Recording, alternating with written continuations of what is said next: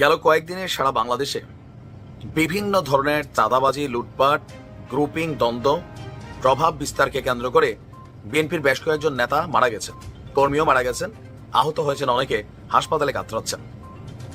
Target একটাই, অনেক দিনের ক্ষুধা মিটাইতে হবে, কারণ আওয়ামী লীগ মাঠে নাই। এই খালি জায়গাগুলো, চাঁদাবাজি লুটপাটির জায়গাগুলোতে পরিপূর্ণ করতে হবে। তবে দলের একদম ঊর্ধ্বতন পর্যায় থেকে এই বিষয়গুলোকে একদম জিরো টলারেন্সে কিন্তু রাখা হচ্ছে। ইভেন আপনি দেখেন, রিজভী সাহেব তিনি বিএনপির একজন নেতাকে গ্রেপ্তার করার জন্য থানার ওসিরে ফোন দিছে। সো দলের একদম হাই কমান্ড তারেক রহমান থেকে শুরু করে বাকিরা কিন্তু চেষ্টা করছেন, কিন্তু লোকাল এরিয়াগুলোতে, আমার আপনার এলাকায় রিক্সাওয়ালা, সিএনজিওয়ালা, এরা আওয়ামী লীগের যে শূন্যস্থান লুটপাটের এই জায়গাটাকে দখলের জন্য অনেক চেষ্টা করছে। আর প্রতিদিন আমরা বিভিন্ন ভিডিও ফুটেজ দেখছি।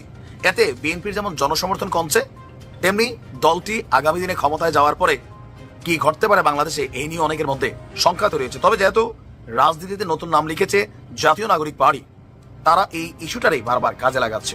তবে জাতীয় নাগরিক পার্টির নেতাদের বক্তব্যগুলোকে আবার সবাই পজিটিভ নিচ্ছে না, কারণ তুমি যে ভূত তাড়াবা সরিষা হিসাবে, তুমি কি মুক্ত না? জাতীয় নাগরিক কমিটির যে পার্টির যে প্রধান স্টেজ ছিল বৈষম্য বিরোধী। আসসালামু আলাইকুম প্রিয় দর্শক, কেমন আছেন সকলে? আশা করি সকলে ভালো আছেন। বাংলাদেশে যে উত্তেজিত রাজনৈতিক প্রেক্ষাপট এবং যেই পরিস্থিতি চলতেছে তারই আলোকে বিশেষ আজকের এই গুরুত্বপূর্ণ ভিডিও, যার মধ্যে থেকে নাইমুল ইসলাম বেশ কিছু কথাবার্তা বলবো বিএনপি, আওয়ামী লীগ এবং হাসনাতকে নিয়ে। গ্যাসে মাসে অগ্নিকাণ্ড লাগাবে হাসনাতের বিএনপির একই লাড়া দিল। আশা করি ভিডিওর শুরুতে বিশেষ অংশ দেখে বুঝতে পেরেছেন আজকের ভিডিওটা কতটা গুরুত্বপূর্ণ এবং কিভাবে বিএনপিকে নাড়া দিল। আশা করি ভিডিওর শুরুতে বিশেষ অংশ দেখে বুঝতে পেরেছেন আজকের ভিডিওটা কতটা গুরুত্বপূর্ণ এবং কিভাবে এই ভিডিওটা ইঙ্গিত করেছে। তাই বলি, আপনি যদি ভিডিওটি চালু দিয়ে থাকেন তাহলে অবশ্যই ভিডিওটি না টেনে শেষ পর্যন্ত দেখতে থাকুন। সেই সাথে আপনি যদি আমাদের চ্যানেলে নতুন হয়ে থাকেন তাহলে অবশ্যই ভিডিওটি লাইক, চ্যানেলটি সাবস্ক্রাইব করে শেষ পর্যন্ত দেখার অনুরোধ রইল। আর ইতিমধ্যে আপনি যদি সাবস্ক্রাইব করে থাকেন তাহলে আপনাকে অসংখ্য অসংখ্য ধন্যবাদ। আমরা কথা না বাড়িয়ে চলে যাব সেই কাঙ্ক্ষিত নিউজ বিশেষ গুরুত্বপূর্ণ ভিডিওতে। গেল কয়েকদিনে সারা বাংলাদেশে বিভিন্ন ধরনের চাঁদাবাজি, লুটপাট, গ্রুপিং, দ্বন্দ্ব, প্রভাব বিস্তারকে কেন্দ্র করে বিএনপির বেশ কয়েকজন নেতা মারা গেছেন, কর্মীও মারা গেছেন, আহত হয়েছেন, অনেকে হাসপাতালে কাতরাচ্ছেন। টার্গেট একটাই, অনেক দিনের ক্ষুধা মিটাইতে হবে, কারণ আওয়ামী লীগ মাঠে নাই। এই খালি জায়গাগুলো, চাঁদাবাজি লুটপাটির জায়গাগুলোতে পরিপূর্ণ করতে হবে। তবে দলের একদম ঊর্ধ্বতন পর্যায় থেকে এই বিষয়গুলোকে একদম জিরো টলারেন্সে কিন্তু রাখা হচ্ছে। ইভেন আপনি দেখেন, রিজভী সাহেব তিনি বিএনপির একজন নেতাকে গ্রেপ্তার করার জন্য থানার ওসিরে ফোন দিছে। সো দলের একদম হাই কমান্ড তারেক রহমান থেকে শুরু করে বাকিরা কিন্তু চেষ্টা করছেন, কিন্তু লোকাল এরিয়াগুলোতে, আমার আপনার এলাকায় রিক্সাওয়ালা, সিএনজিওয়ালা, বাসওয়ালা, তারপর হচ্ছে এলাকার বাদাইম্যা, তারপর ধরেন এলাকার মধ্যে কোনো কাজকর্ম না, একটা শ্রেণী আছে, এরা আওয়ামী লীগের যে শূন্যস্থান লুটপাটের এই জায়গাটাকে দখলের জন্য অনেক চেষ্টা করছে। আর প্রতিদিন আমরা বিভিন্ন ভিডিও ফুটেজ দেখছি। এতে বিএনপির যেমন জনসমর্থন কমছে, তেমনি দলটি আগামী দিনে ক্ষমতায় যাওয়ার পরে কি ঘটতে পারে বাংলাদেশে, এই নিয়ে অনেকের মধ্যে শঙ্কা তৈরি হয়েছে। তবে যেহেতু রাজনীতিতে নতুন নাম লিখেছে জাতীয় নাগরিক পার্টি, তারা এই ইস্যুটারই বারবার কাজে লাগাচ্ছে। তবে জাতীয় নাগরিক পার্টির নেতাদের বক্তব্যগুলোকে আবার সবাই পজিটিভ নিচ্ছে না, কারণ তুমি যে ভূত তাড়াবা সরিষা হিসাবে, তুমি কি মুক্ত না? জাতীয় নাগরিক কমিটির যে পার্টির যে প্রধান স্টেজ ছিল বৈষম্য বিরোধী, এদের বিরুদ্ধে প্রতিদিন এখন দুই একটা নিউজ আসতেছে চাঁদাবাজির। জাতীয় নাগরিক কমিটি চাঁদাবাজি, সমন্বয়ক চাঁদাবাজি, আসতেছে কিনা? আসতেছে। তাহলে ভাই, তুমি যদি গুসা হইয়া আমার কেউ সোজা হইয়া সৌ, এটা কি আমি মানবো? মানবো না। বিএনপির বক্তব্য কিন্তু এখন এইরকমই চলে আসছে, কারণ এই ঘটনাগুলো ঘটছে। আর এই টোটাল ঘটনার পরেও আমাদের জাতীয় নাগরিক পার্টির যারা একদম মুখ্য আলোচক আছেন, যাদের কথা দেশ শুনে, হাসনাত আব্দুল্লাহ, তিনি গতকালকে একটা বক্তব্য দিয়েছেন, যদিও এটা নিয়ে নানান মিশ্র প্রতিক্রিয়া বিএনপির পক্ষ থেকে আছে। তার বক্তব্য যে এখন যদি কেউ আওয়ামী লীগ হয়ে উঠতে চায়, তাদের বিরুদ্ধেও আমাদের প্রতিরোধ অব্যাহত থাকবে।